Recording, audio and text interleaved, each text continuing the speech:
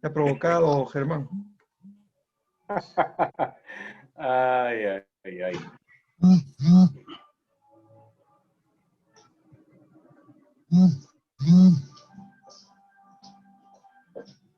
Bájale un poquito.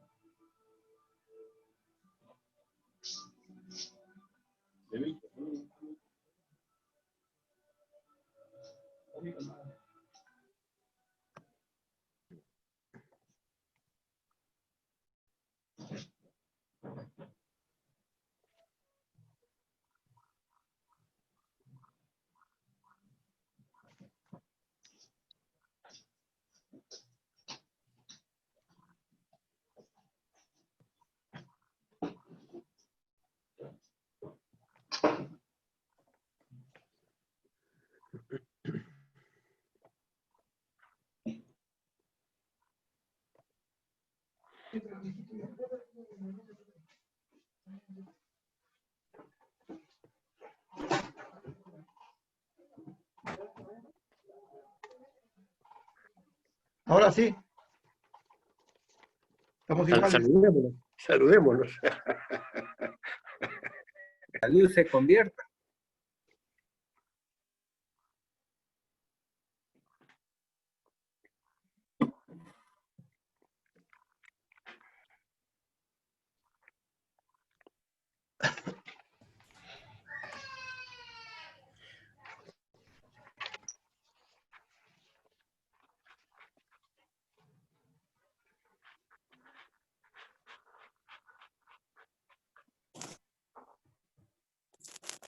Ahí está Willy. Entrando Willy también. Buenas noches. Voy a silenciar todos los micros, por favor, porque vamos a empezar a transmitir por Facebook y para que no salgan las conversaciones, Perfecto. ya en un minuto vamos a dar inicio a la conferencia. ¿Sí? Perfecto.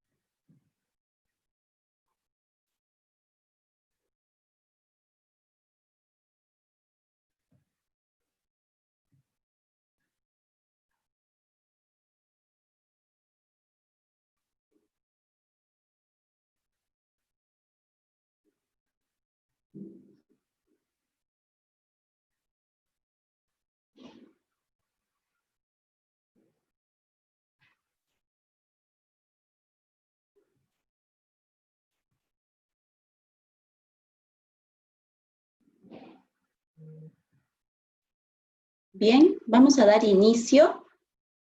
Muy buenas noches con todos. A nombre del presidente del Jurado Nacional de Elecciones, el doctor Víctor Ticona Postigo, les doy la más cordial bienvenida a esta conferencia titulada Independencia y Democracia, Moquegua en 1821. También quiero hacer extensivo el saludo de la doctora Milagros Suito Acuña, directora nacional de Educación y Formación Cívica Ciudadana del Jurado Nacional de Elecciones. Antes de dar inicio al programa, quiero recordarles que por favor deben mantener sus micrófonos apagados y de tener alguna pregunta referente al tema, realizarla por el chat interno. Al finalizar, van a ser contestadas. Sin más preámbulo, quiero dar la palabra al periodista Omar Benítez Delgado, quien va a dar unas palabras de bienvenida. Él es el director de la Dirección Desconcentrada de Cultura en Moquegua. Adelante. ¿Cómo está? Muchas gracias. Permítanme saludar a la doctora Milagros Suito Acuña, al doctor Miguel Arturo Seminario Ojeda, del Jurado Nacional de Elecciones, al magíster Víctor Casanova Vélez, historiador, a José Díez Canseco, presidente del Club Departamental Moquegua en Lima, Jorge Mercado Benel, presidente del Club Social aquí en Moquegua, que se ha unido a este esfuerzo por recuperar derechos que se han estado perdiendo durante mucho tiempo, y nuestros socios también están participando. Señoras y señores, permítanme dar inicio a esta conferencia saludando a todos los asistentes desde los diferentes lugares del Perú y del extranjero, que han decidido compartir con nosotros esta importante fecha que nos recuerda la participación moqueguana en el proceso de la independencia.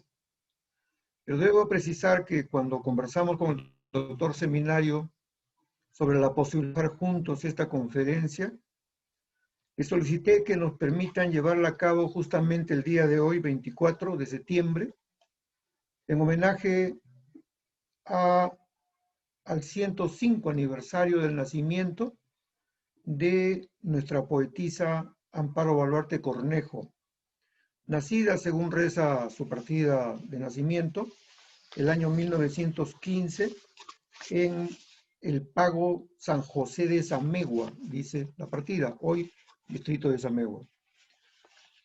Quiero precisar que mi familia está presente desde Lima, Talara, Trujillo, aquí en Moquegua, en Cuajone. Permítanme saludar a Víctor Casanova Vélez, el día de ayer ha estado de cumpleaños, 23 de septiembre. No he podido, por esta distancia que se nos presenta, no hemos podido darle un abrazo acostumbrado. Él es también socio del club, es historiador, pero le hacemos llegar un cálido abrazo por su cumpleaños el día de ayer. Desde Miami está Elena Linares, cantautora, seguidora de Amparito Baluarte, ha estado insistiendo en participar el día de hoy, y nosotros, por supuesto, encantados de poder tenerla con nosotros. Desde ICA tenemos a la Asociación Nacional de Escritores y Artistas, con el responsable de la Comisión de Conferencias Virtuales, César Dionisio Astuguamán. Nos contactamos ayer con él, y por la mañana. En Lima está Ricardo Emilio Briceño, con quien me conocí cuando trabajábamos en el convento San Francisco en Lima, entre el 83 y 84, y justamente el día de hoy nos pusimos en contacto. Está la Asociación Sociocultural Suyay, jóvenes que trabajan por la cultura, el Consejo Provincial de Participación Juvenil, COPROJU, está el Consejo Regional de Participación Juvenil, COREJU, está el colectivo Personas en Cultura, están por supuesto los socios de nuestro querido y centenario Club Social Moquegua y evidentemente los socios del Club Departamental Moquegua en Lima. Solamente para recordar, Amparo Baluarte es la autora de un vals muy bello, Secreto. La música es de Francisco Reyes Pinglo, la letra de los poemas de Amparo Baluarte empiezan a incrementar y a enriquecer la música criolla en el Perú, y cortan un proceso que se venía dando en la música criolla peruana. Cuando aparecía Tronco Seco, Víbora, aparecen temas como Secreto, que dice, por ejemplo, en esta tarde triste yo te espero, tú vendrás a mí con tu ternura, yo te diré lo mucho que te quiero, oprimiendo tus manos con dulzura. La música cambió en letra definitivamente en el Perú. Estamos trabajando por la recuperación y el fortalecimiento de los derechos culturales en Moquegua. Nos alegra estar unidos con el programa Bicentenario, el proyecto Bicentenario, con el Museo del Jurado Nacional de Elecciones, con el Club Departamental Moquegua, con el Club Social Moquegua, y que nos permita a nosotros en conjunto trabajar estas posibilidades que, teniendo al doctor Miguel Arturo Seminario como expositor extraordinario, lo hemos visto y lo hemos escuchado anteriormente, y francamente es un orgullo tenerlo en Moquegua. Espero que lo disfruten. Muy buenas noches.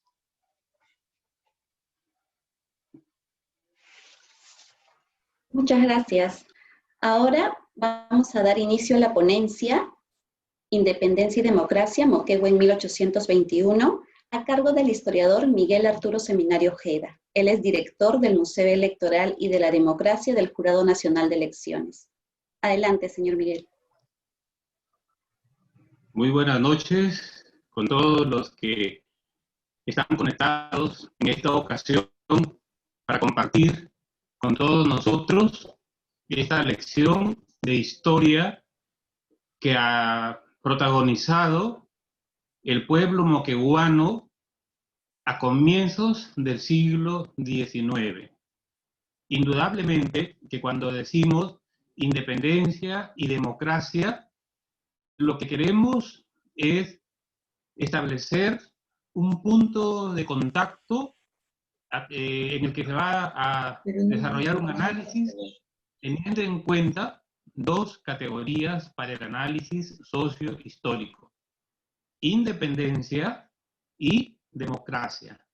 Es decir, que hablar de la independencia equivale a referirse a esas actitudes en las que por un acuerdo social soberano de una comunidad, la nación decide tomar decisiones propias que la enlacen hacia un futuro donde la igualdad es el principal ingrediente que junta a los miembros de una colectividad.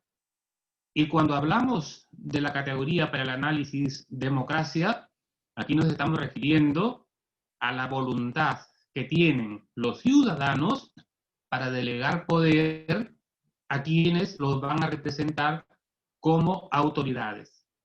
Sabemos por estudios recientes de personas vinculadas al tema de la democracia que más allá de los inicios que conocemos en Grecia, también la democracia se practicaba en la India, tan lejana de Grecia y sin conexión en ese momento, pero también se ha descubierto que en algunas sociedades de la India la práctica de la democracia asomó tempranamente. Y bueno, pero diremos una democracia en la que indudablemente no está una práctica como la que conocemos ahora. Sin embargo, no deja de ser democracia. Recordemos que cuando hablamos de democracia, en parte es como si mirásemos una moneda que tiene dos lados. Por uno, la democracia representativa, esa que practicamos ahora, y por otro, esa democracia directa, que era el común denominador en la antigüedad.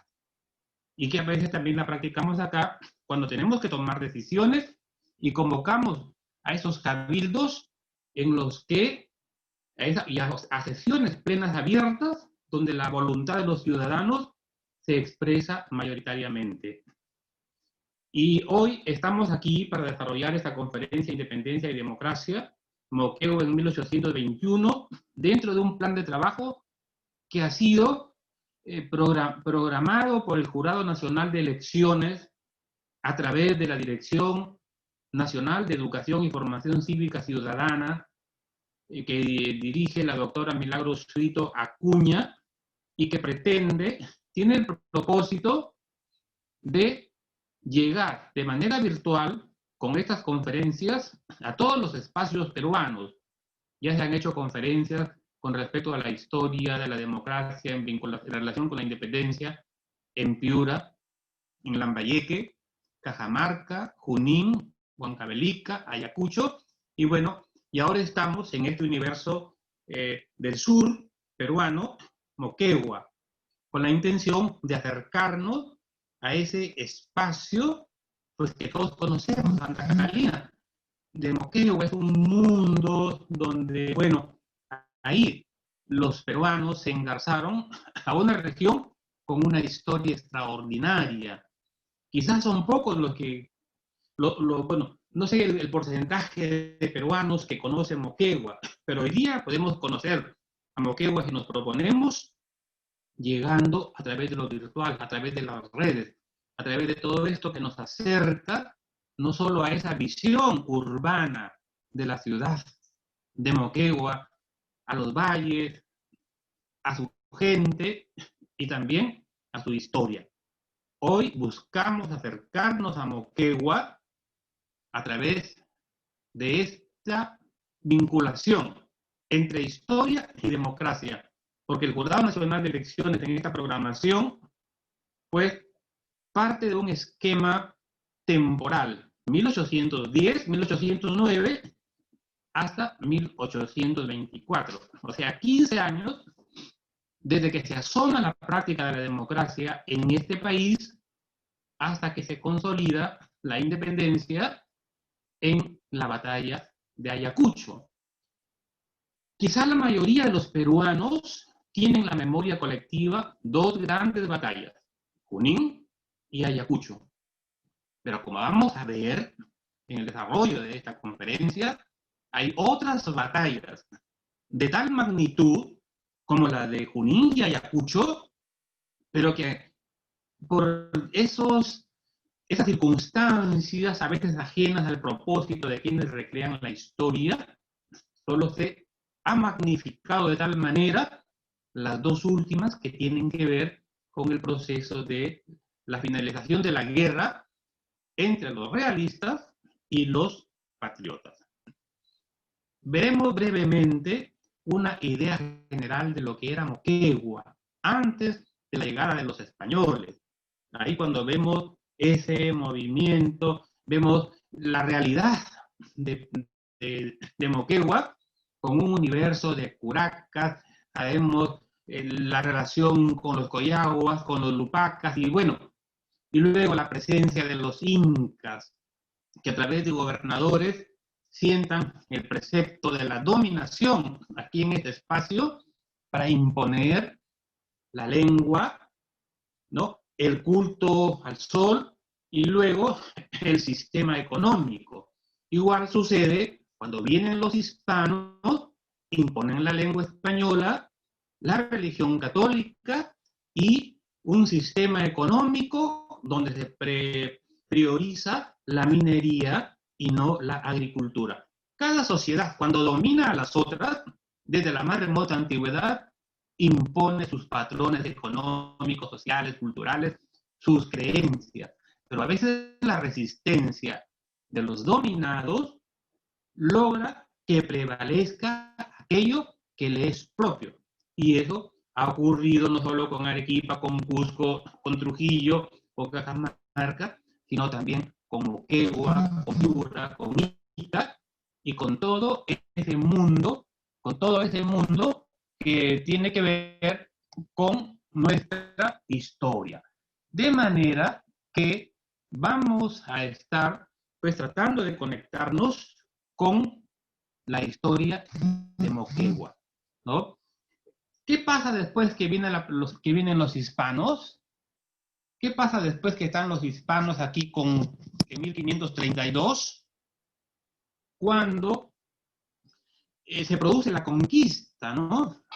¿Qué sucede después cuando Moquegua es incorporada, o el espacio de Moquegua es incorporado a la administración virreinal? Indudablemente que aquí estamos frente a una configuración que nos va a dar una Moquegua mestiza, no solo en lo biológico, sino también en el pensamiento.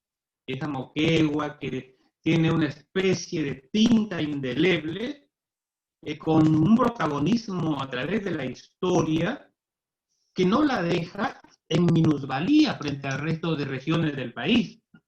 Moquegua tiene personajes, tiene paisajes, tiene procesos geohistórico-culturales que le han dado una identidad. No solo es el pisco, no solo son los guargueros, no solamente son los techos que caracterizan a sus estructuras, los edificios, y bueno, Moquegua es mucho más que eso, y eso lo saben y lo descubren los investigadores que se apasionan y buscan el pasado, conectar el pasado a través, ¿no?, de las investigaciones que hacen en el Archivo Regional de Moquegua y que las complementan acá en la ciudad de Lima y en otros repositorios del sur, cuando de recrear los procesos geohistóricos culturales del sur se trata. Y entonces, así vemos que se configura Moquegua mestiza en lo biológico y en el pensamiento. Y como estamos viendo en la siguiente imagen, ¿no?, es una larga fase que podemos decir esto que sucede en el mundo virreinal. De eso nos quedan testimonios, una serie de testimonios que indudablemente están ahí donde lo señalamos, en los archivos. Pero de ese mundo virreinal, hoy hemos elegido a un personaje para tratar de él. Y ese personaje es Juan Vélez de Córdoba, un moqueguano ilustre, un precursor de la independencia que tempranamente, antes que Juan Santos Atahualpa y antes que Túpac Amaru, protagoniza una de las páginas así de nuestra historia, bueno, que no tiene nada que envidiar a esos desafíos de pensamiento y que se programan para llegar a la acción y decirle al sistema virreinal que los americanos estaban cansados ya de vivir bajo la administración de la corona de Castilla. Hemos tomado datos sobre Juan Vélez de Córdoba de dos de sus biógrafos, Luis Guzmán Palomino y Humberto Matos Jiménez, dos estudiosos a través de los cuales he podido acercarme a conocer lo que es este personaje que está en la primera mitad del siglo XVIII. Un poco su movimiento no digamos una continuación, pero está con lo de este panameño que en Paraguay genera también una protesta de los comuneros de allá de Asunción. Lo cierto es que si tenemos que referirnos así sintéticamente a Juan Vélez de Córdoba, tenemos que decir que nació en esa ciudad, en Moquegua, el 9 de octubre de 1711, y su muerte temprana ocurrió en la jurisdicción de la Audiencia de Charcas. La Audiencia de Charcas era el mundo Coya, ese mundo que los incas sometieron, que los incas conquistaron, y que en el mundo virreinal se convierte en la Audiencia de Charcas, con una jurisdicción con cierta autonomía. La Audiencia de Charcas, y que después a la que se conoció como Alto Perú, ¿no? Con su propio proceso geohistórico-cultural diferente a los peruanos, ese Alto Perú, que luego en la República, se convierte en lo que hoy conocemos como Bolivia, con sus propias características, sus circuitos económicos, su lengua, sus tradiciones. Ahí estaba Juan Vélez de Córdoba cuando concibió y lideró ese movimiento, una conspiración ahí en Oruro, un movimiento a través del cual se buscaba reivindicar no solo a los indios, no solamente a los mestizos, sino los criollos, que eran parte de ese mundo de postergados. Un moqueguano actuando en Bolivia. ¿Por qué? Porque esa parte del sur peruano estaba bastante conectada con la Audiencia de Charcas. Muchos estudiaban ahí, en la Universidad de allá de Chuquisaca. Ahí se estudiaba. Había un propio obispado, había universidad, es decir, que no tenía nada que envidiar a las otras audiencias, ¿no? Ni a Chile, ni a la audiencia de Tucumán, ni a la de Lima, ni a la de Quito, ni a la de la. Entonces, ahí estaba Juan Vélez de Córdoba cuando concibe este proyecto de restauración de la monarquía inca. Recordemos que esta utopía comenzó en el siglo XVI. Es una utopía de la restauración de la monarquía inca y reconstituir el Estado peruano. Entonces, Juan Vélez de Córdoba, siendo un criollo, aquí hay unas categorías que nos permiten entender esta situación, que es la posición de clase, posiciones para un poco para entender esta dinámica de lo social, ¿no? La posición de clase. ¿Por qué siendo yo blanco, criollo, me identifico con una realidad que no es la mía, ¿no? Por eso es la confusión de si era descendiente de los incas o no, pero sus biógrafos nos dicen, y a través de la línea paterna y materna, que no tenía nada que ver con lo inca. Lo cierto es que cuando este movimiento, liderado por este precursor, Juan Vélez de Córdoba, estaba en proceso, ocurrió lo que no pocas veces sucedió, fue traicionar. Le queda a la Dirección Desconcentrada de Cultura de Moquegua, a la municipalidad, al gobierno regional, y a todo cuanto compete al Club Departamental Moquegua en Lima, para que este personaje conocido en Moquegua, conocido en el sur, se convierta en una figura nacional, ¿no? Se requiere eso con urgencia, porque estamos a las puertas del bicentenario de la independencia. Entonces, en el bicentenario de la independencia lo que vamos a rememorar es todo lo que ocurrió para lograr la independencia. No rememorar solamente la proclama del 28 de julio, porque eso tiene un camino previo. Y ese camino previo está lleno de episodios como este que estamos narrando, ¿no? Una serie de episodios que nos permiten entender el porqué de la proclama sanmartiniana. Como llevaba dicho, Juan Vélez de Córdoba fue traicionado por el maestro de armas don Bernardo Ojeda, y tras un juicio murió junto con sus compañeros, ¿no? Fue ajusticiado con la pena del garrote, y bueno, se frustró este movimiento, ¿no?, que buscaba la restauración de la monarquía inca, que se retoma después en el Congreso de Tucumán, cuando ahí Manuel Belgrano, ¿no?, a través de una manifestación de lo que era el sentimiento de identidad con lo peruano, porque en ese momento la patria era América y bajo la jurisdicción del virreinato del Perú estuvo casi toda Sudamérica hispana, entonces se puede entender este proyecto de Manuel Belgrano. Entonces, estamos frente a un personaje, ¿no?, cuya imagen no debe ser tirada al olvido, ¿no? Entonces, bueno, eso es en síntesis lo que es Juan Vélez de Córdoba. Si alguna vez en Moquegua se convoca a Luis Guzmán Palomino, o si ya se convocó también a Humberto Matos Jiménez y a otros investigadores que con toda seguridad están haciendo conocer esta biografía. Pero yo he tomado estos dos sin que esto signifique que son los únicos que han desarrollado, han investigado sobre Juan Vélez de Córdoba. En la siguiente imagen que tenemos aquí, quizá estamos viendo un poco lo que sucede después de la rebelión de Túpac Amaru. Recordemos que las reformas del visitador Areche, que al comienzo tuvieron un carácter económico, era un visitador que era contador, era economista, administrador, tenía una formación tremenda, Antonio de Areche, y se pone en práctica, después de sus informes, este sistema de las intendencias. El virreinato, que estaba dividido en corregimientos, ya habíamos visto las noticias secretas que denunciaban los abusos de los corregidores, el virreinato es fraccionado en intendencias, y una de esas fue la de Arequipa, que estaba conformada por 7 partidos.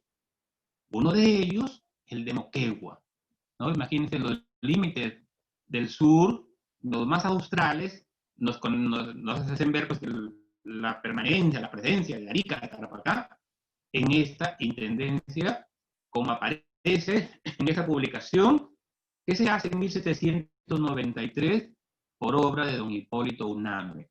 Ahí estamos, en la siguiente imagen, ¿no?, ahí vamos a ver ya lo que se circunscribe al partido de Moquegua. Cada intendencia está dividida en partidos, y el partido de Moquegua está conformado por 6 doctrinas, 6 pueblos, y tenía una población total en ese momento, ahí estamos viendo la cifra, 28.279 habitantes, entre religiosos, españoles, indios, esclavos, mestizos y libertos, pardos libres. O sea, si tomamos en cuenta la dimensión, la extensión del partido de Moquegua, podemos señalar que con respecto a otros espacios estaba poblado, estaba así poblado. Y eso pues no podemos dejar de recordarlo ahora que estamos tratando de entender ese proceso, esta dinámica entre independencia y democracia. La otra imagen, por favor. Ese mismo informe que mencionábamos de Hipólito Unanue nos presenta a las autoridades que estaban ahí en ese momento. ¿Quiénes eran las autoridades? Y bueno, pues ahí estamos con los nombres. De repente hay descendientes de estos personajes que aparecen ahí mencionados, ¿no? No sé si queda familia Artieda ahí en Moquegua, o familia Junco, ¿no? O Sánchez, o Silgado. Lo cierto es que estas son las autoridades que cuando termina el siglo XIX tenían que ver con la administración, con la conducción, con los destinos de Moquegua, ¿no? Entonces, la siguiente imagen, por favor.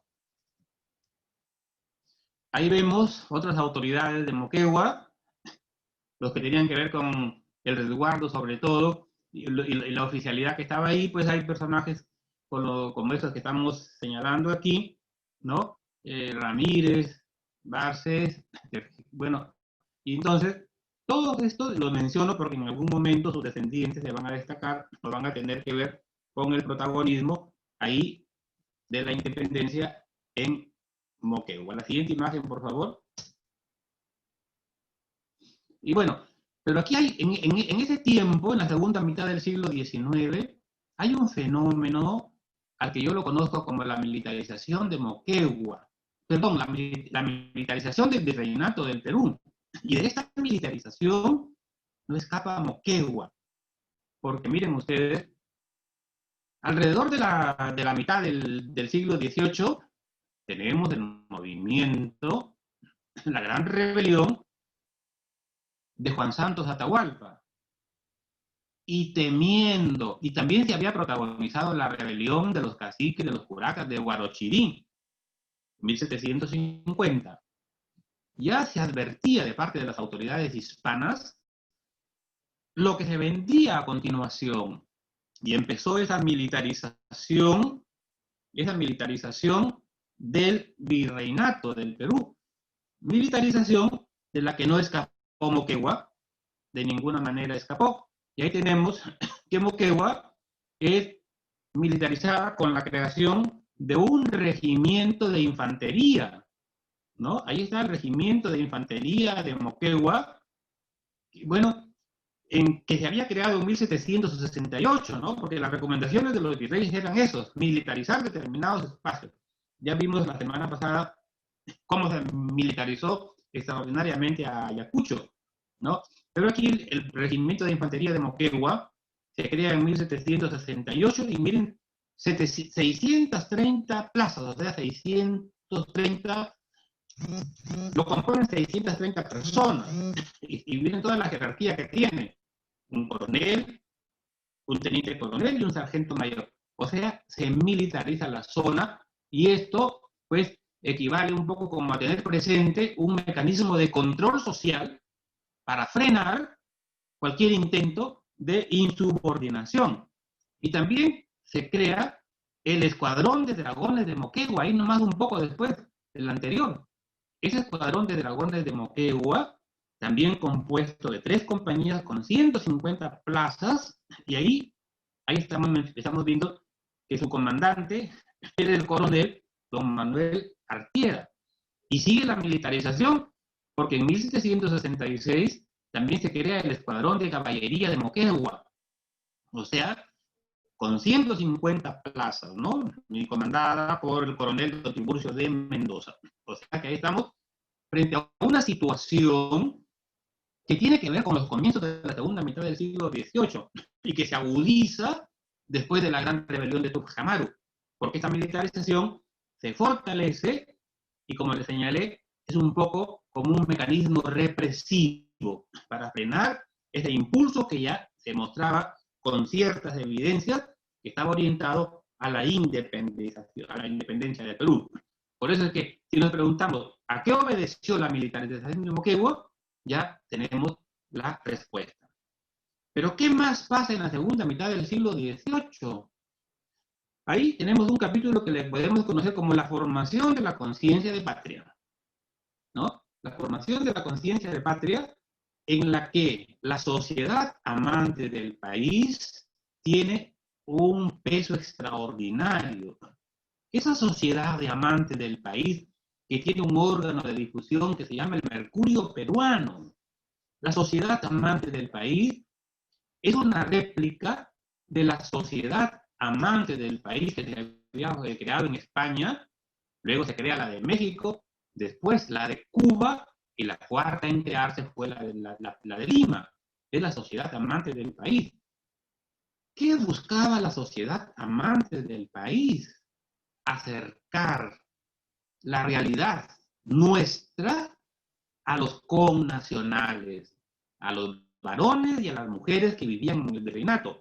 Es como si ahora utilizásemos estos mecanismos, los videos y todos los soportes magnéticos y electrónicos que acercan el país a las personas donde quiera que vivan.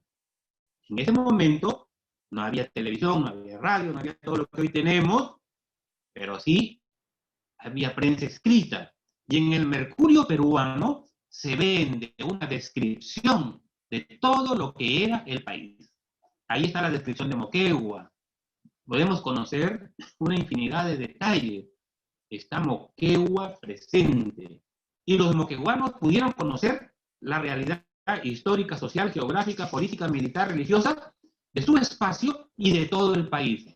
O sea que estos verdaderos amantes del país llevan gratuitamente la idea de patria a todo el territorio. Y hemos visto suscriptores del Mercurio peruano, de ahí de Moquegua, y sabemos por unas correspondencias que hemos revisado en la colección Moreira Pazoldán del Archivo General de la Nación, que había suscriptores y que había gente que compraba números sueltos donde se presentaba la idea general de lo que era el Perú. Por eso es que Hipólito Unanue, en esa guía general del Perú de 1793, contribuye a este propósito de la sociedad amante del país, que había sido fundada por José Baquijano y Carrillo, y que tiene en Hipólito Unanue un secretario tan activo que permite que la idea de patria se venda por todo el país.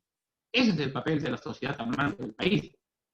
En el siglo XXI, a fines del siglo XX, hemos tenido unos nuevos amantes del país. Amar el país, redescubrirlo de otro modo y entregarlo masivamente, ¿no?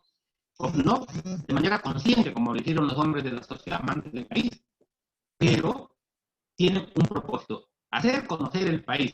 O sea, y aquí se nota, evidentemente, ese deseo de ruptura de esa sociedad estamental que nos dividía, nos fraccionaba así en estratos irreconciliables. El mundo se ha fraccionado, se ha estratificado en castas, en estamentos, en clases sociales, después en niveles socioeconómicos y así. Entonces, el Mercurio peruano vende la idea de patria. Y ahí está el país. Pero dejemos de un momento el Mercurio peruano y vayamos a los sucesos de comienzos del siglo XIX. La invasión de España por Napoleón Bonaparte. Ahí, por eso es que decimos que en 1809, después de la invasión de Napoleón Bonaparte en España, como estamos viendo en la siguiente imagen, ¿no? Los españoles no se contentaron con el dominio francés en España. Convocaron a juntas generales para ver qué se hacía frente a la presencia francesa y pensaron en que en la toma de esas decisiones participen también los americanos.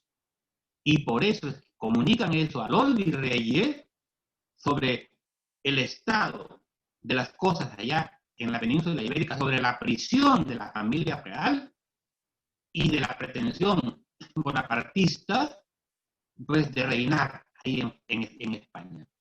Entonces, es ahí cuando el virrey, al recibir la noticia, despacha las órdenes a las villas y ciudades, Moquegua era una villa en ese momento, para que elijan a un candidato del que en Lima, por sorteo, iba a salir el que iba a representar al virreinato del Perú. ¿Cuándo se hicieron esas elecciones en Moquegua? El 10 de agosto de 1809. Si tienen en Moquegua que hacer un cronograma, una cronología de la democracia, pues ahí tienen la fecha del comienzo. 10 de agosto de 1809 es la primera vez que los moqueguanos empezaron a delegar poder a quienes los representaban. ¿Y quién ganó en Moquegua? José Manuel de Goyeneche, ¿no? Ya todos los... José Baquijano y Carrillo ganó en 9 ciudades, es el que más votos tuvo. Si se hubiesen aplicado los mecanismos que tenemos hoy día, que determinado porcentaje convierte en ganador a un candidato, el representante por el virreinato del Perú hubiese sido José Pizano y Carrillo. Pero los ganadores fueron sometidos a un sorteo en Lima y ganó Silva, el candidato Silva. Y bueno, a él se le reconoció como representante del virreinato de Perú ante las Cortes Generales de España. Viajó, pero no pudo ejercer la representación porque las cortes se disolvieron y se convocó a otras cortes, lo que generó las elecciones de 1810, en las que los moqueguanos participaron, pero yendo a votar de un delegado por Moquegua y de Puquina también, yendo a votar a Arequipa para elegir al representante. ¿Qué pasó con las elecciones de 1810? Pues América tuvo varios representantes por cada virreinato, y el trabajo de esta constituyente ahí en Cádiz, como estamos viendo en la siguiente imagen, da como resultado la Constitución de 1812. Ahí los representantes del Perú y de toda América, de Filipinas y de España, crean un cuerpo legislativo que propone y logra el triunfo de una legislación de carácter liberal. O sea, terminar con esa sociedad estamental y pasar de una monarquía absoluta a una monarquía constitucional. El rey como figura decorativa, como algo de respeto, como un vínculo, ¿no?, que integra a una comunidad, pero no con ese poder absoluto. Ahí Susana Yontop Sánchez Carrión es una de las estudiosas, no, son varios los estudiosos de la dinámica de las Cortes de Cádiz, pero de ella hemos retomado, hemos conocido con mayor profundidad la dinámica de lo que se trató ahí, así como se propuso el voto de los analfabetos y de los indios por el peruano, ¿no?, Morales Duárez, y ganó, y eso se estableció en la Constitución, que votaron los analfabetos y que votaron los indios. O sea, eso es parte de la lucha de los hombres de la independencia, pero viene la República y anula todo eso. O sea, un desencuentro de esa utopía del virrey, de los hombres de la independencia, con los hombres que toman la conducción de la República, ¿no? Entonces, ahí tenemos una imagen de la Constitución de Cádiz que nos convierte de súbditos en ciudadanos. Dejamos de ser una pertenencia de la corona de Castilla para convertirnos en hombres libres, con esa capacidad de delegar poder. Y llega esta Constitución a Lima, se jura en diciembre, y de inmediato el virrey reparte, envía emisarios por todo el virreinato para que se jure la Constitución, y en Moquegua fue jurada en la iglesia matriz. Está todo el testimonio, se jura en Arequipa, se jura en Puquina, en Cusco, se jura en Puno, en Piura, en todos sitios donde había ciudades y villas, y en las poblaciones donde de manera dispersa sumaban casi 1000 personas. Ahí en la cabecera principal, donde estaba la iglesia parroquial o donde estaba el asiento de quien tenía que ver con la administración de la justicia, ahí se juraba la Constitución. Y en las sociedades mayoritariamente de quechua hablantes, la Constitución fue traducida al idioma quechua. Entonces, ahí sintetizamos en la imagen siguiente que en Moquegua la jura se realizó a fines, terminaba en 1812, igual que en Piura, casi el mismo día se hizo la jura. Y ahí recordemos que a las ciudades de la sierra fue más difícil la llegada de las comunicaciones, por eso es que ahí tenemos juras en el verano de 1813, pero aquí en Moquegua, en Piura, en Lambayeque, en Ica, donde se jura también en diciembre, como se hizo en las capitales de la República.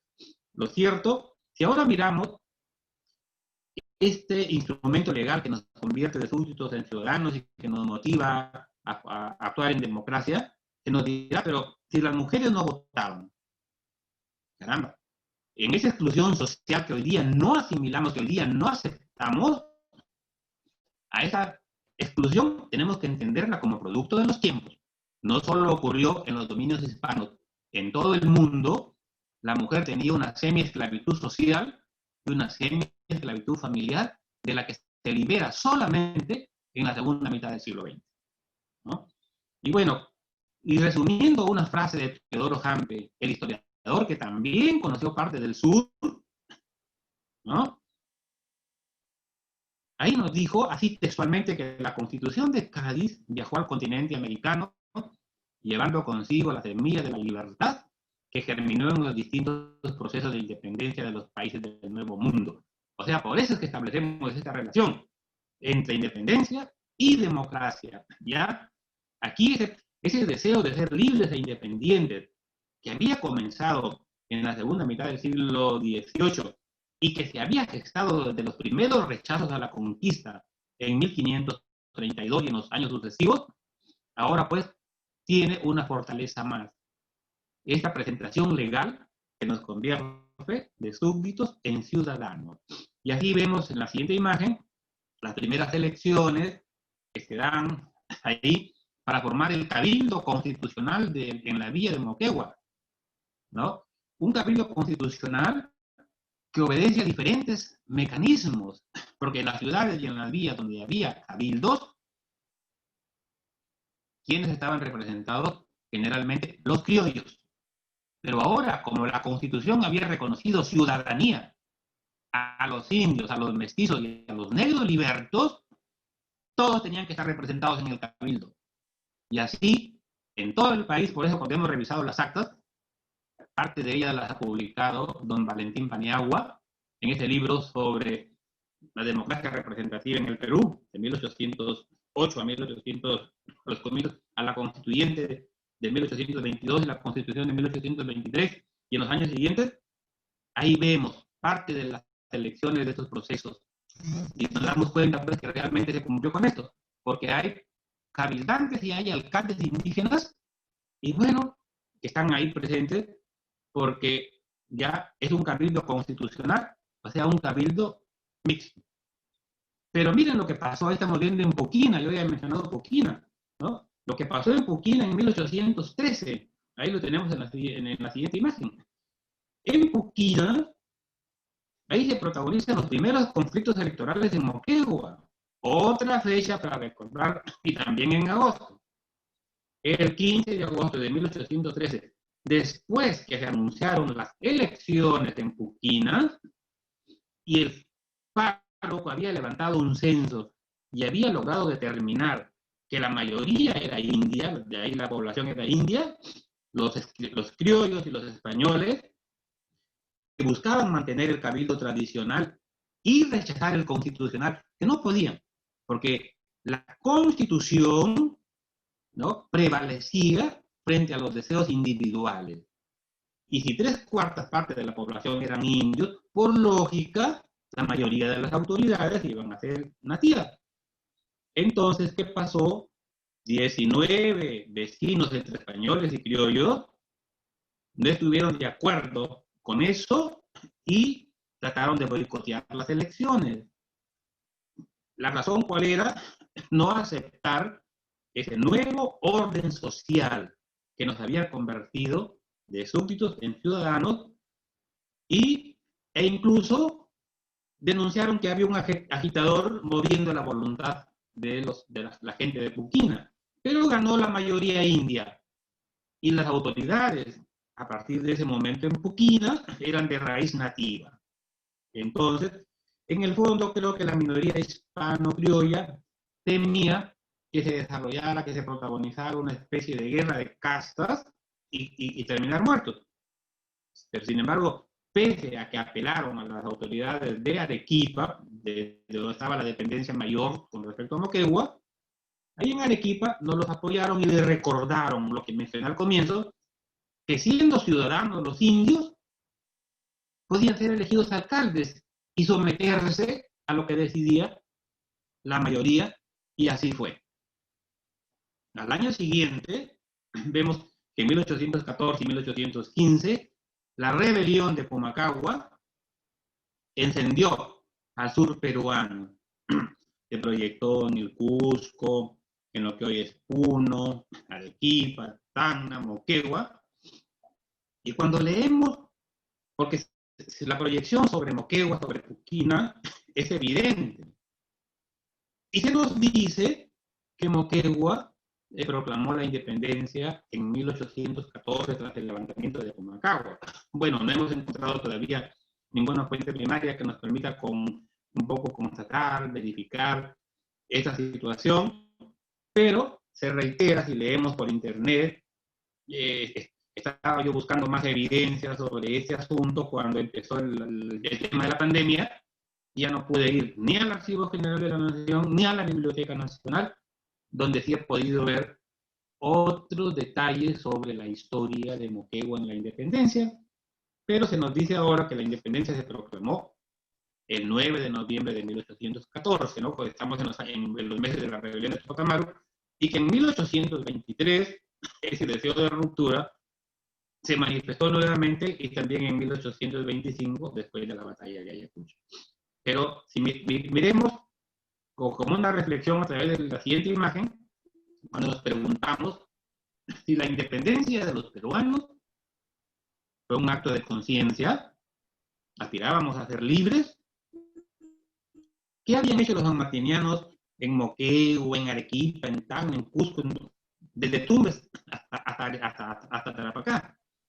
Indudablemente que San Martín había enviado a estos espías que entre 1817, 18, 19 y el 20 habían recorrido el interior del virreinato con tanta cautela que lograron engañar al aparato represivo realista, y como que llenando un termómetro del estado de la voluntad de los peruanos, informaron a San Martín que los peruanos estaban por la independencia.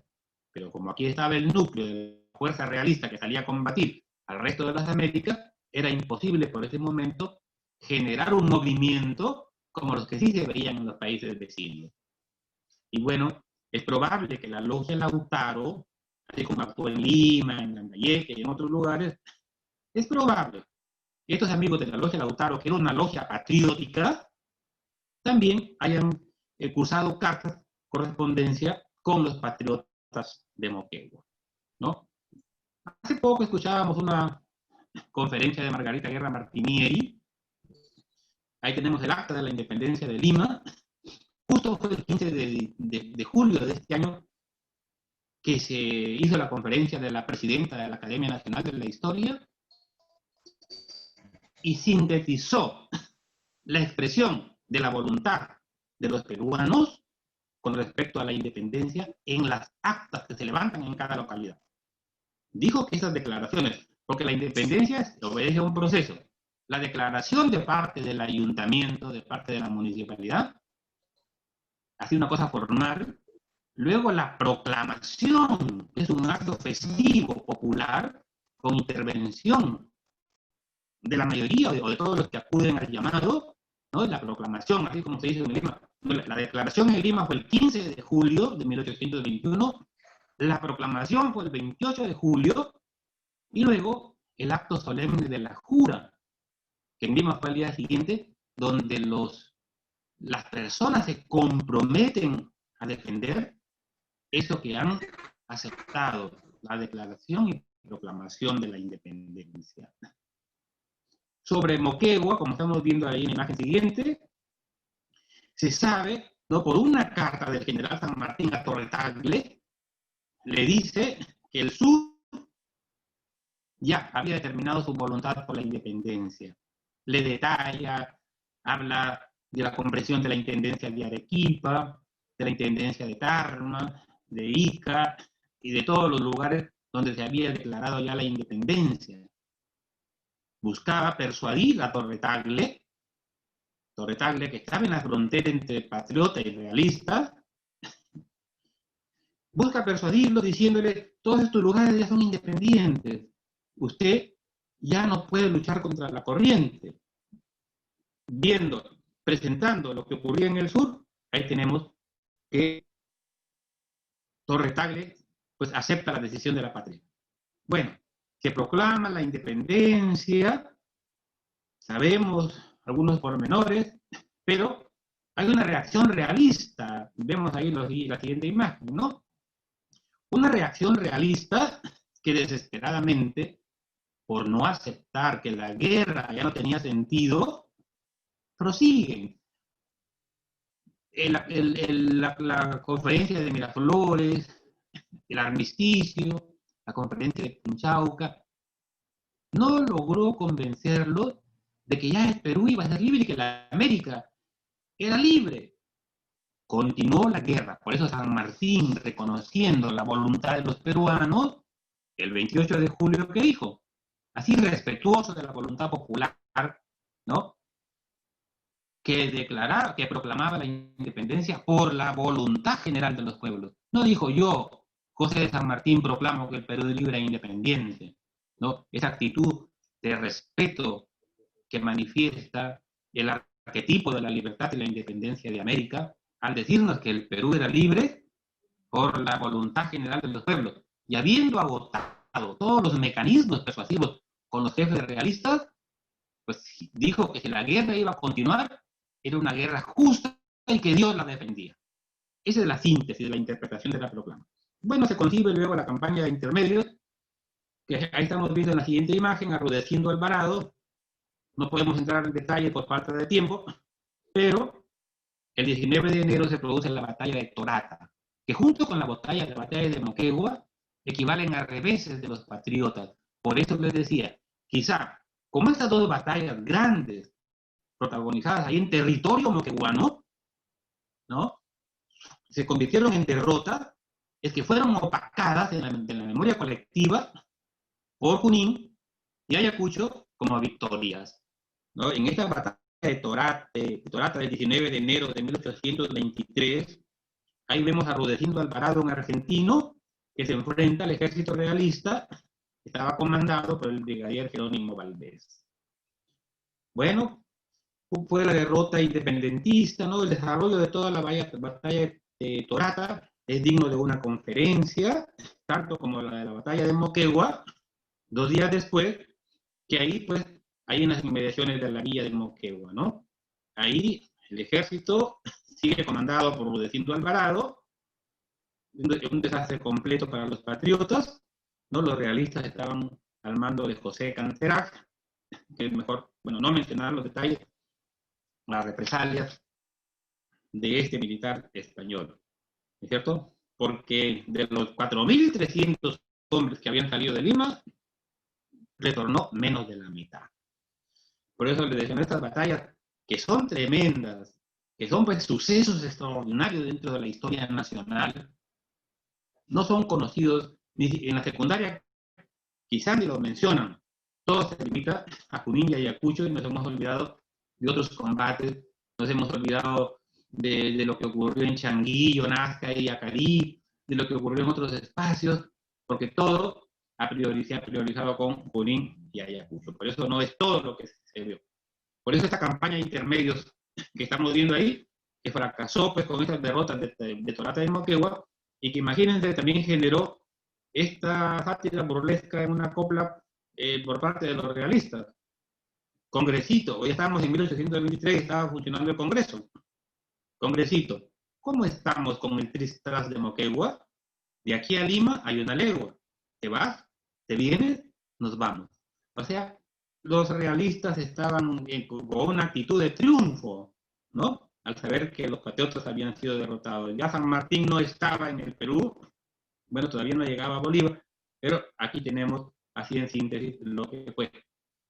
Pero hoy todo no quedó ahí.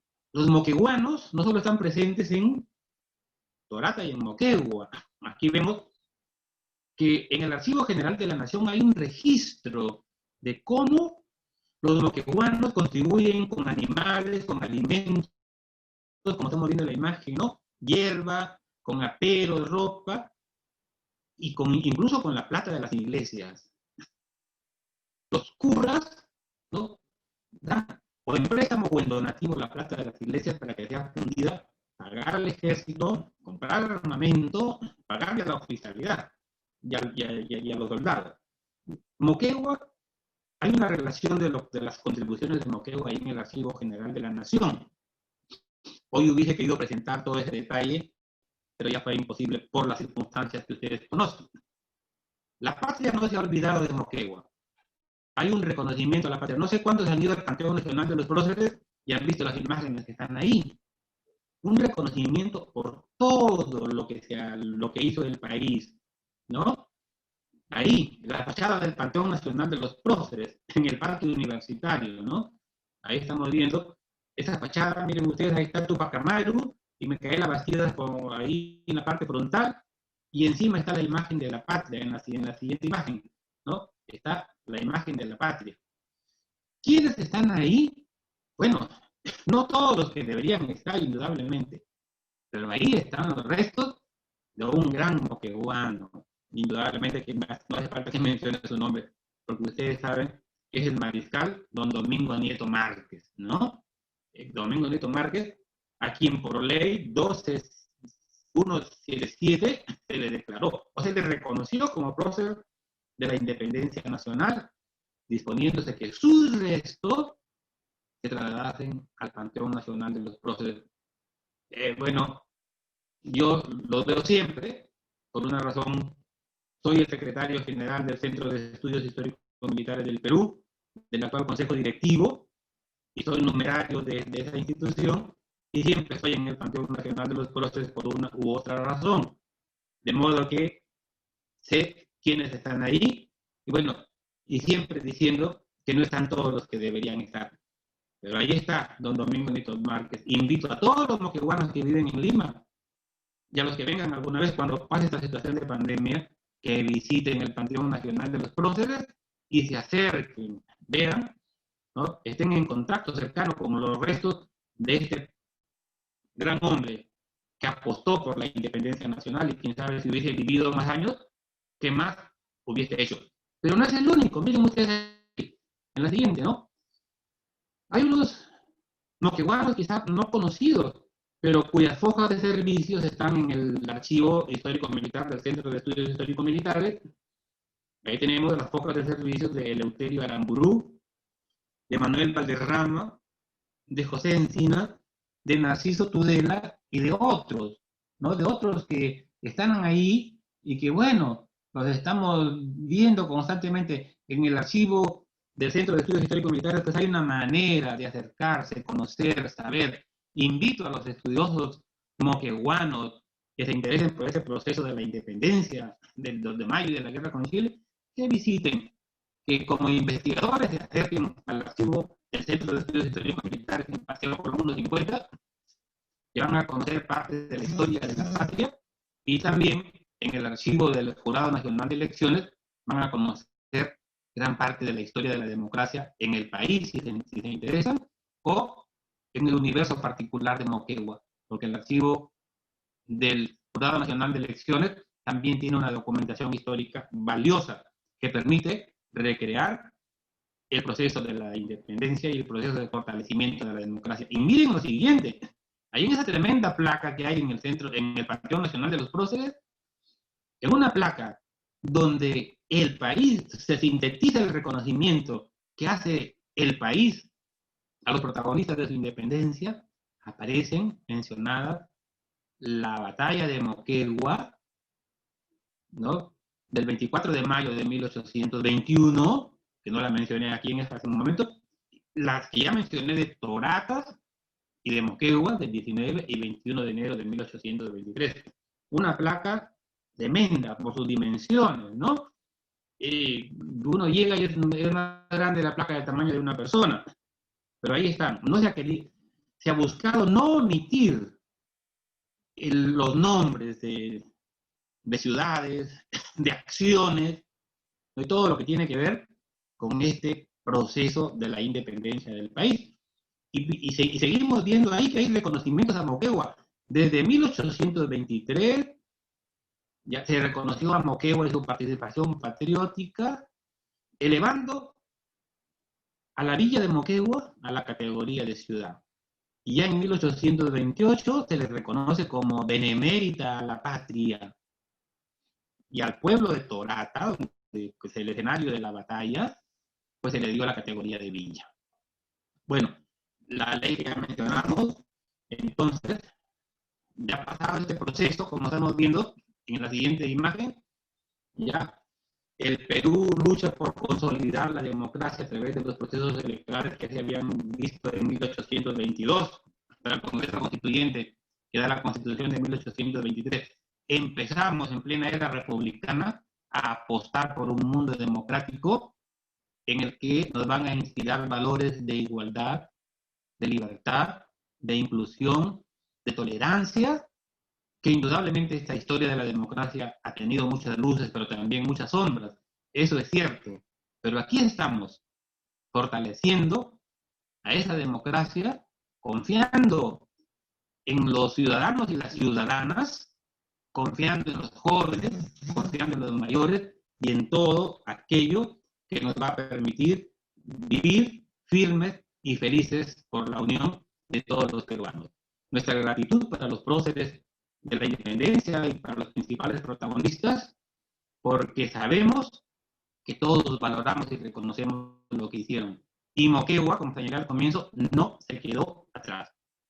El tiempo es tirano, yo ya me excedí, disponía de 45 minutos nada más, pero yo siento siempre mucho gusto por compartir esto, que aunque de manera sintética y apresurada, tengo que decirlo, pero ahí estamos. Realmente, gracias a todas las instituciones que han contribuido para que esto se lleve a cabo, tenemos más de 60 personas conectadas, y bueno, y desde ya, les reitero, eso que acabo de manifestar para decirles, por toda la atención que tienen, muchas gracias.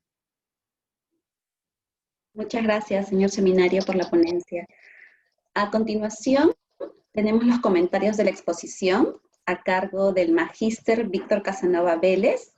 Él es representante de la Dirección Desconcentrada de Cultura de Moquegua, es autor del Diccionario Biográfico de Moquegua, docente universitario y es director del Archivo Regional de Moquegua. Adelante. Muy buenas noches, señor presidente del Club Social Moquegua en la ciudad de Moquegua, señor presidente del Club Social Moquegua en nuestra capital, doctor historiador Miguel Arturo Seminario Ojeda, señores participantes, señores socios del Club Moquegua. Todavía no termino de que se pase la emoción de haberlo escuchado, este resumen, como él mismo ha dicho, apretado que ha hecho el doctor Seminario Ojeda referente a la participación de Moquegua en el proceso de independencia. Y es que si nosotros nos quedábamos con lo que nos dicen los textos escolares y lo que nos dicen a nuestros escolares, Moquegua casi no existe en esos textos. Y gracias a esta ponencia es que se nos ha recordado que nuestra tierra en esos años, a través de los moqueguanos entre 1821 a 1823 y aún antes, han tenido una destacada participación. Y con eso nos está resaltando el hecho de que nos estamos olvidando de ellos. Ha recordado a Juan Vélez de Córdoba, y nos falta recordarlo en este bicentenario. Nos ha mencionado los espías que vinieron de Chile, enviados por San Martín al sur peruano, y ahí entra otro moqueguano, Francisco Landa y Vizcarra, que también es necesario recordarlo. Nos ha mencionado que no debemos quedarnos solamente con la proclamación formal de la independencia del 28 de julio en la Plaza de Lima, sino que en cada lugar hay que recordar la proclamación de la independencia en nuestra propia casa. Y hoy día he leído que Moquegua proclamó la independencia por primera vez el 9 de noviembre de 1814. Y nuevos datos nos describen la proclamación que hizo Moquegua el 6 de julio de 1823 en nuestra plaza. Y posteriormente la proclamación que Moquegua hizo de la independencia cuando ya se retiró la autoridad española de Moquegua en marzo de 1825. Y esto nos está obligando a que, para nosotros, el bicentenario no se termine el 28 de julio del próximo año, comienza. Porque tenemos que recordar el bicentenario de nuestra proclamación de la independencia del año 23 y la proclamación de la independencia de Moquegua del 1825. Es decir, tenemos proceso para rato. Y con eso queremos evitar el error de nuestra historia de solamente concentrarse en lo que proporciona Datos Lima. Le agradecemos al doctor Seminario Ojeda que nos ha presentado a todos los que estamos conectados que hay fuentes donde encontrar estos datos. Por ejemplo, nos ha mencionado el Archivo General de la Nación. Sí hay que irlos a buscar. Nos ha mencionado y nos ha invitado a que visitemos el Panteón de los Próceres en el Parque Universitario de Lima. He tenido la gracia, el gusto de que visitarlo y he visto el ataúd de Nieto. Como él lo ha mencionado, que él constantemente lo ve, pero ¿cuántos moquegüanos han ido? Y esa invitación que nos ha hecho es grande. Y Nieto es prócer de nuestra independencia por ley 12.177. Tenemos otra obligación. Y también nos ha mencionado sobre otra fuente, las placas de bronce que existen en el Panteón de los Próceres, son inmensas, que están bajando a la cripta Necochea. Y ahí están estos nombres de moquegüanos que hoy día, primera vez que los escucho, porque yo había encontrado allí a Nicolás del Alcázar, había encontrado a Sabalburú, había encontrado a otros. Pero qué bien que ahora el doctor Seminario Ojeda nos haya recordado a estos personajes que en Moquegua no sabemos que existen. Y también que nuestro seminario, nuestro bicentenario debe empezar el 24 de mayo de 1821, porque según datos que nos ha presentado el doctor Seminario Ojeda, es una batalla de Moquegua. Es la batalla que Miller hizo en contra de los realistas que estaban en Moquegua y los obligó a retirarse. Y ahí salta la figura de otro moqueguano, Bernardo Landa y Vizcarra. Doctor Seminario, considero que su exposición, en el tiempo tan corto que usted ha tenido, ha sido muy fructífera. Ha sido brillante y es como una semilla que nos va a obligar a los moqueguanos a que busquemos esa historia. Y si una ponencia obliga a que vayamos a investigar, para mí es una buena ponencia. Muchísimas gracias. Muchas gracias por sus palabras. A continuación, damos pase al doctor José Humberto Díaz Canseco, él es presidente del Club Departamental de Moquegua en la ciudad de Lima. Adelante, por favor. Buenas noches a todos. Primero que nada, felicitar al conferencista por su brillante exposición sobre hechos muy puntuales relacionados con la independencia del país, pero también relacionados a la democracia, a los primeros intentos por establecer una democracia representativa desde lo que fue la Constitución de Cádiz de 1812 y los posteriores intentos de la corona, vamos a decirlo, por establecer, sabiendo que se acercaba ya tiempos de independencia, un proceso menos traumático, porque los vientos de independencia ya venían soplando y en Moquegua, con algunas personas, como bien lo ha referido el doctor, desde 1737. Entonces, sí, pues, ha sido una exposición muy, pero muy detallada. De mi parte, y como representante de alguna forma de los moqueguanos en Lima, yo le agradezco al doctor y solo indicarle que en este proceso de celebración del Bicentenario, rescatar siempre la figura del mariscal Domingo Nieto, porque si bien él a muy temprana edad se enroló en las filas patrióticas al mando del general Guillermo Miller en 1820, ese proceso no concluyó.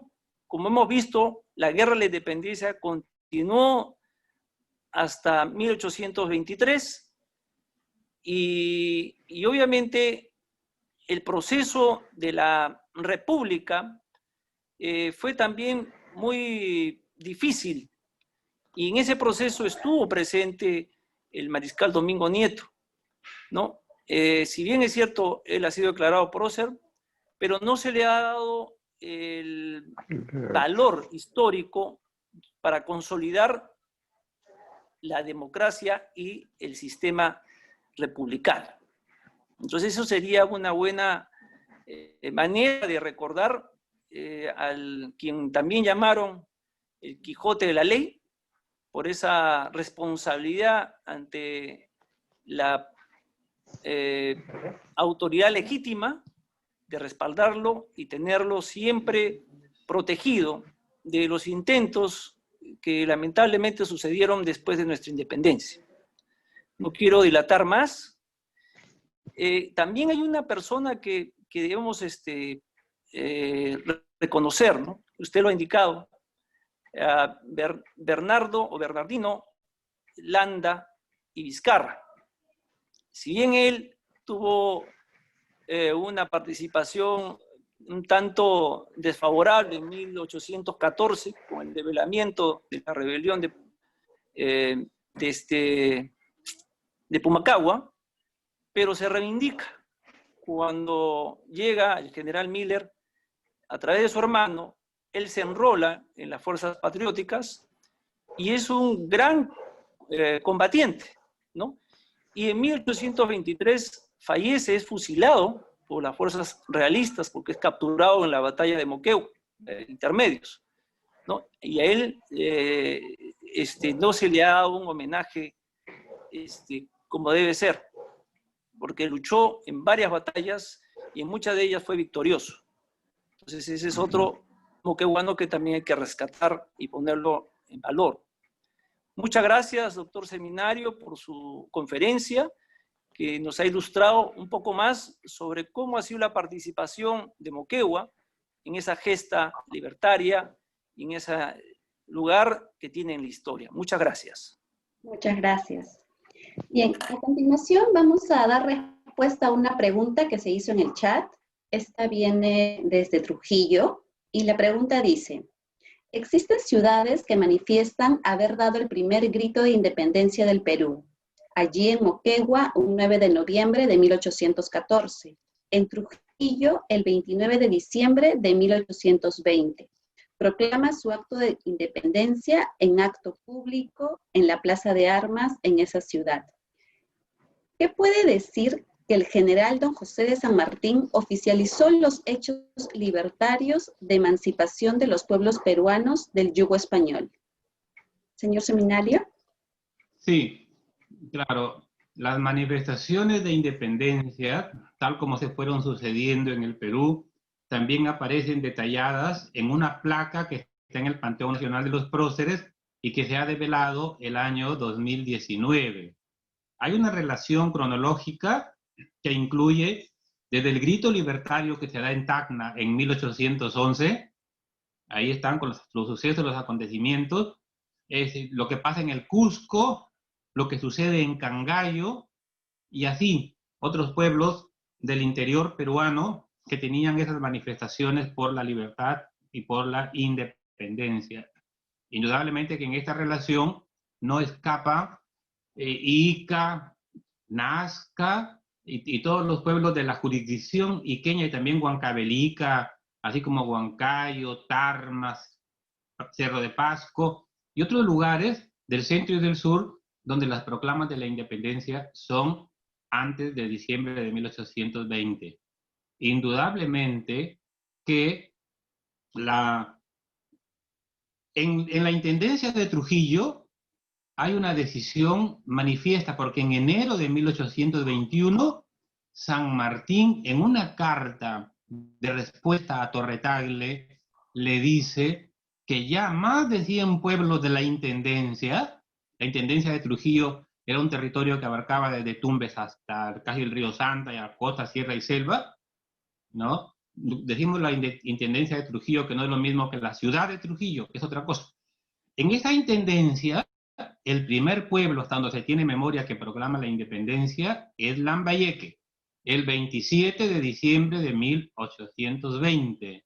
¿No? La logia Lautaro, esa logia patriótica sanmartiniana, tiene que ver un poco con el movimiento que se produce ahí en Lambayeque, el 27 de diciembre, 2 días antes que Trujillo. El 31 de diciembre lo hace Chiclayo, el 4 de diciembre lo hace Sechura y lo hace Piura, y así siguen las declaraciones y proclamaciones de independencia en el norte peruano. Y de todo se da cuenta el general San Martín. De todo se da cuenta al general San Martín que se había declarado la independencia en Tumbes, en Paita, en Querecotillo, en Sullana, en Amotape, en Cajamarca, en Hualgayoc, en Celendín.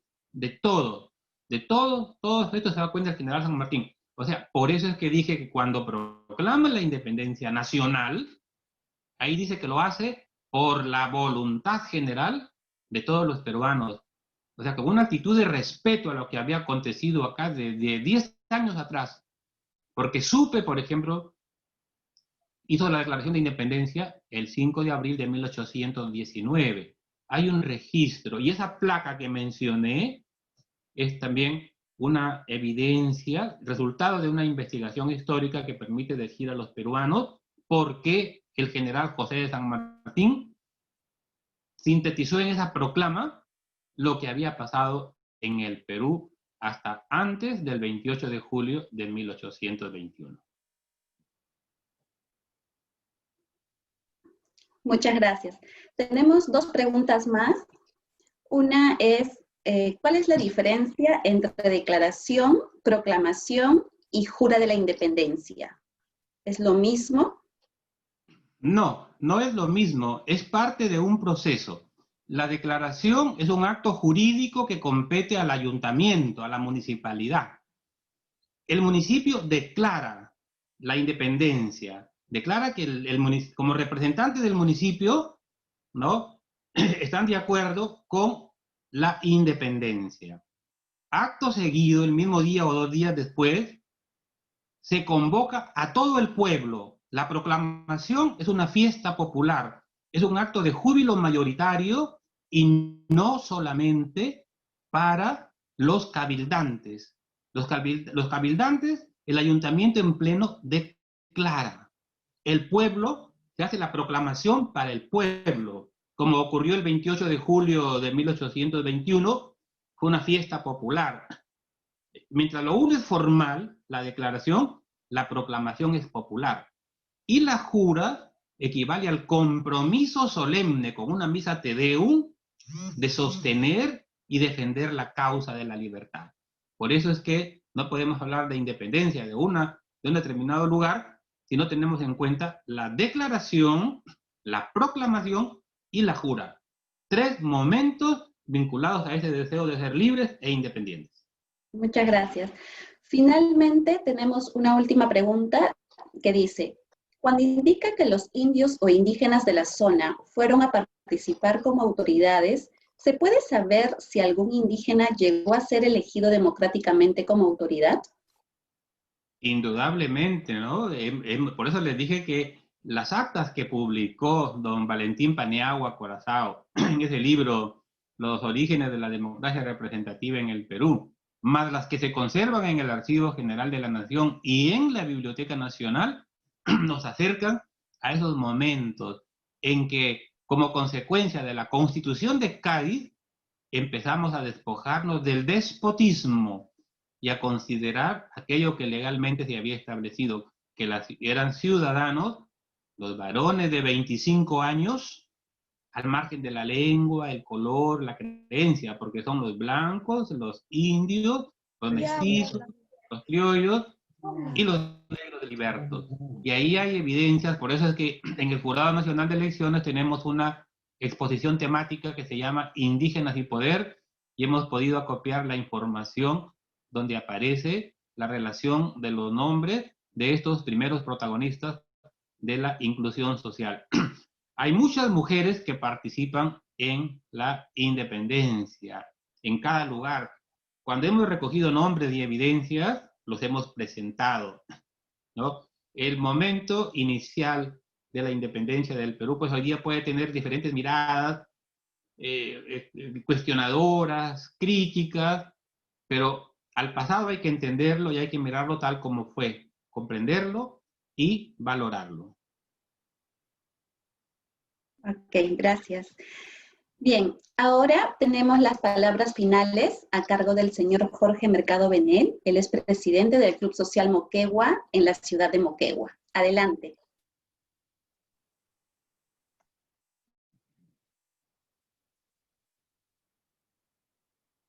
Señor Jorge. Aló. Sí, le escuchamos. Gracias. Buenas noches.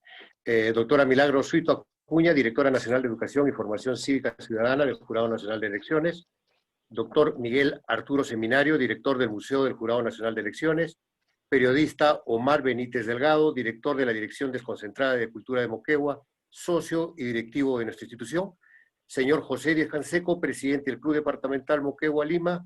Magíster Víctor Casanova Vélez, consocio de nuestra institución. En mi condición de presidente del Club Social Moquegua, permítanme saludar y felicitar la exposición de esta noche que nos ha permitido conocer más y mejor nuestra historia en el proceso por la independencia nacional.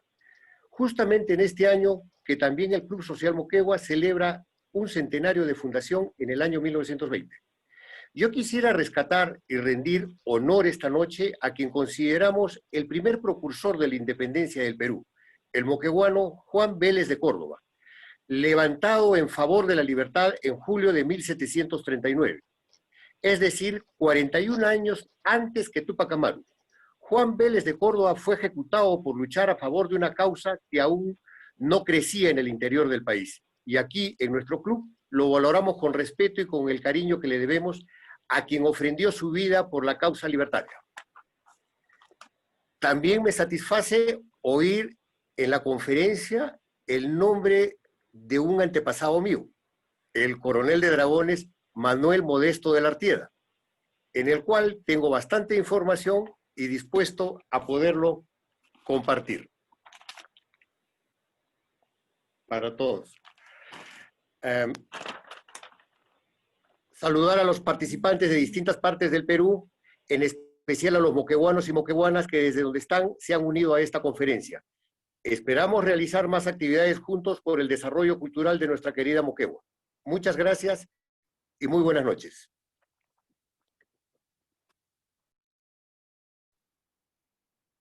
Muchas gracias y muchas gracias a todos por su participación.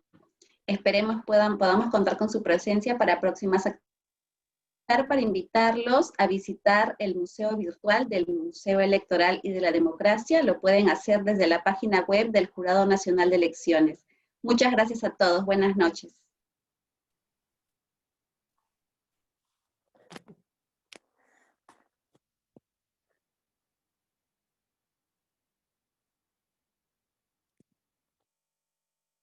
Buenas noches. Buenas noches a todos. Gracias. Hasta luego, muchas gracias. Hasta pronto. Buenas noches Hasta a la todos. próxima. Buenas noches. Muy Gracias por interesante. estar, gracias por acompañarnos. Gracias.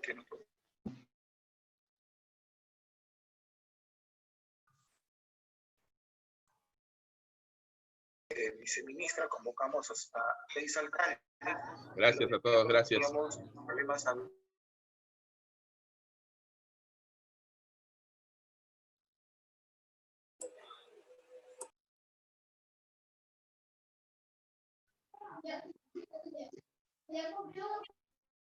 que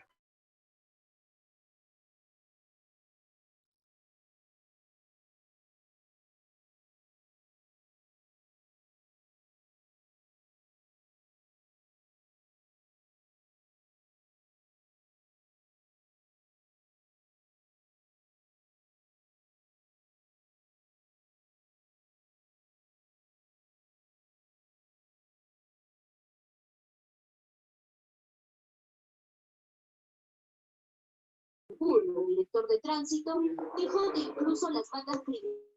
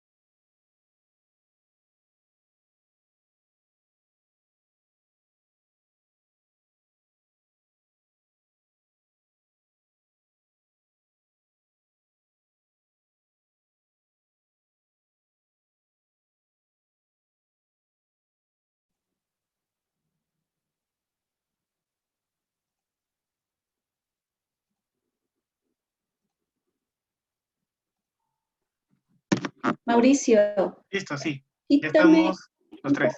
quítame ¿El el confitrionaje? anfitrionaje. Ya. Sí, quédate solamente tú. Listo.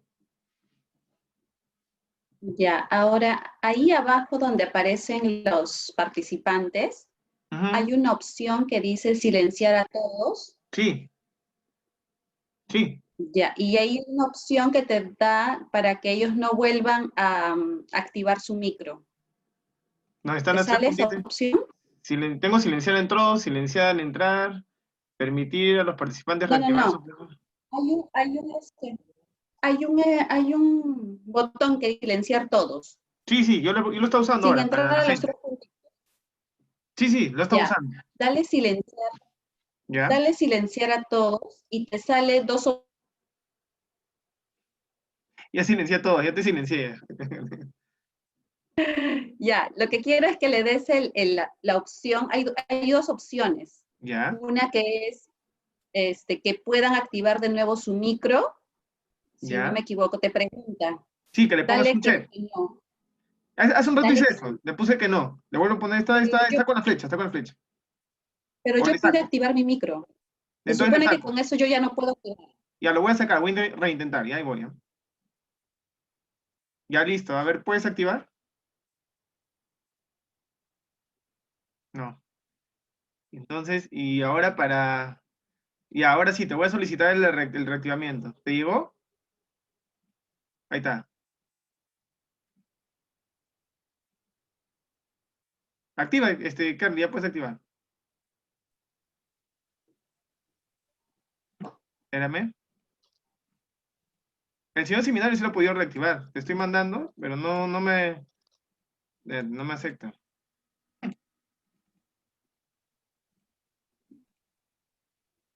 ¿Ya? ¿Puedes?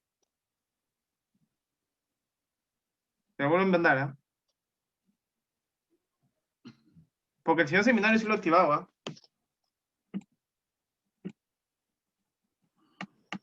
mando la solicitud, pero no me funciona. De tener videos por hacer, no. Una sola vez debes mandarlo.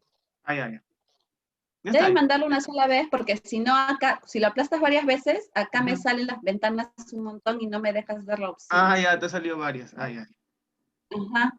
Entonces, eso debes hacer mañana, como vas a estar solo. Silencias, das esa opción y luego le das solamente al señor seminario la opción para que él hable. Por ejemplo, y después le das la opción a los que faltan, ¿no? En las otras conferencias, yo lo que hacía es cuando iniciaba, yo silenciaba a todos. ¡Pum! De frente. Y les... Claro, pero da esa opción que ellos no puedan volver a activar su micro. Ya. ¿Me entiendes? Ya, claro. Para pero mandarles... eso cuando ya, como toda la exposición del señor dura como 40 minutos, entonces todo ese lapso de tiempo, lo ideal es que nadie pueda... Sí, porque nadie puede prender su... Entran, ¿no? Más que todo los que recién entran, a veces entran con el audio prendido. No, sobre todo justo les quiero recomendar eso porque mañana han invitado a conectarse a muchos estudiantes y a veces los estudiantes de la secundaria no tienen un poco de orden y bueno, y entre ellos empiezan a querer chatear, a querer conversar en medio de la exposición. Entonces ha sido muy oportuno lo que le está recomendando Kerly, para que lo tengas en cuenta mañana y silencies a todos, ¿no? Porque si no, quién sabe, porque los mismos que cotidianos... Practica con el señor seminario ahorita, Mauricio, para que él sepa cómo tiene que activar mañana su micro cuando nos silencias a todos. Mauricio. Sí. Siléncianos y dale pase al señor seminario.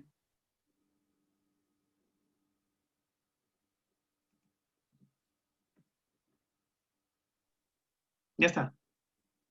Sí. Ahora faltas tú.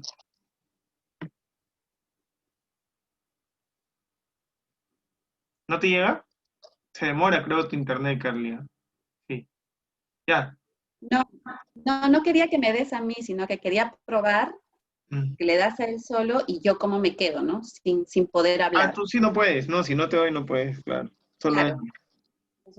Entonces mañana haces eso, le das el pase a él y pero eso lo haces cuando ya le toca hablar al señor seminario. Sí, a mí me preocupa las otras personas que a veces no saben manejar esto, que ellos quizás no lo vayan a activar. Pero eso lo quitas después, pues. Cuando ya termina de hablar el señor seminario la exposición, cuando ya vas a parte, claro, ahí ya le quitas eso, pues, ¿no? Porque la idea es que los 40 minutos que el señor seminario da la exposición, no haya esas interrupciones. Listo. Ya, era eso. Ya, se grabó ya, hasta acá. Listo. Ya, chao, señor seminario. No corte. ¿Ya le enviaste el PPT de Querecotillo? Ahora le mando. Ya, porque si no después a mí es difícil. El otro día intenté, por más que intenté, no sé qué PPT no le pude enviar. No se preocupe, yo le mando. Si no le mando ahora, se lo mando temprano mañana. Sí, ya. Además yo ya lo veo yo para poder ir con el profesor lo veo en el celular, entonces voy viendo lo que él va hablando. El programa lo ha mandado porque lo estuve buscando. El programa de mañana. Ese sí, envíeselo a Mauricio. Ya, el programa para mañana, mándeselo a Mauricio. ¿Tú vienes de vacaciones? Chao, cuídense. ¿Tú vienes de vacaciones el 2? ¿Cuándo fue? El 6. Hasta el 5 son, y el 6, martes 6, me reincorporo. Es una semana nomás. El 9 sí estás. El 9 sí estoy. Sí. Ya. En la de Tumbes, sí. Ya. Chao. Ya. Chao. Chao.